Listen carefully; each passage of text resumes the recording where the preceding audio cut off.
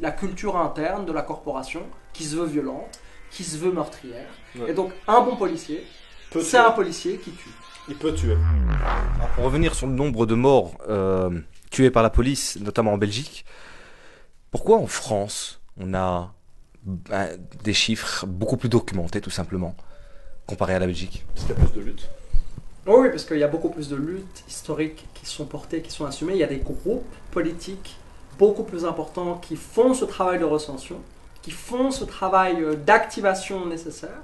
Il y a des familles qui s'organisent. Il y a des familles qui ne sont pas vampirisées par une société civile d'État qui les oriente en direction soit d'une discipline de la bonne éducation, c'est-à-dire non, vous n'avez pas à vous constituer partie civile, attendez simplement que le juge d'instruction se saisisse lui-même de l'affaire, c'est une obligation interne aux réglementations et aux conventions européennes. Tout ça et tous ces éléments font que les familles sont en partie dessaisies de leur propre statut de victime. C'est-à-dire, au lieu de renforcer le statut de victime des familles, la société civile d'État et des intervenants intermédiaires font en sorte de ne pas travailler pour faire en sorte que justice soit rendue. Parce que ce qui fait que les familles sont hantées, c'est pas l'impunité abstraite, c'est le manque de justice. Et donc cette reproduction de la mise en incapacité de justice fait que les familles se retrouvent effectivement complètement désœuvrées systématiquement.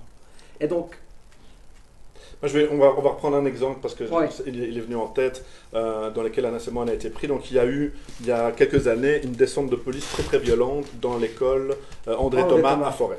Et donc Anas, en tant que travailleur social à la JOC et avec le mandat de violence policière contre les jeunes, est intervenu et puis il m'a demandé un coup de main à un moment donné. Donc on a, nous, essayé de soutenir la capacité juridique des jeunes, qui étaient extrêmement choqués de la façon dont un d'entre eux avait été arrêté et molesté par la police à la demande de la direction de l'école.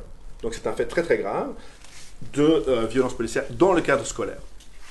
Donc nous, on a pris le temps de discuter avec les jeunes, d'essayer de savoir quelle était la piste qu'ils voulaient prendre. Ils répétaient tout le temps qu'ils voulaient que la question des violences policières soit adressée et qu'il y ait une plainte qui soit posée.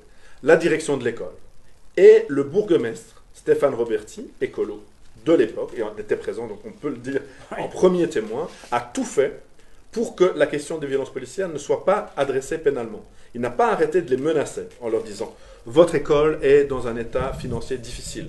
Vous avez tous des difficultés parce que c'est une école avec un faible indice socio-économique. Vous allez vous attirer une image négative. Soyez dans du positif. Ne parlez pas des violences policières.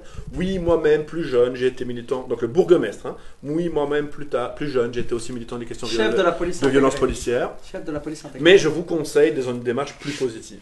Là, on a, nous, assisté en ligne directe à la façon dont la société civile d'État, des bourgmestres aux associations de quartier, en passant par les avocats, organise la dépolitisation des questions de violences Et policières. donc, la dépénalisation des violences policières, c'est-à-dire le blanchiment actif de la responsabilité pénale du policier dans le chef de son action.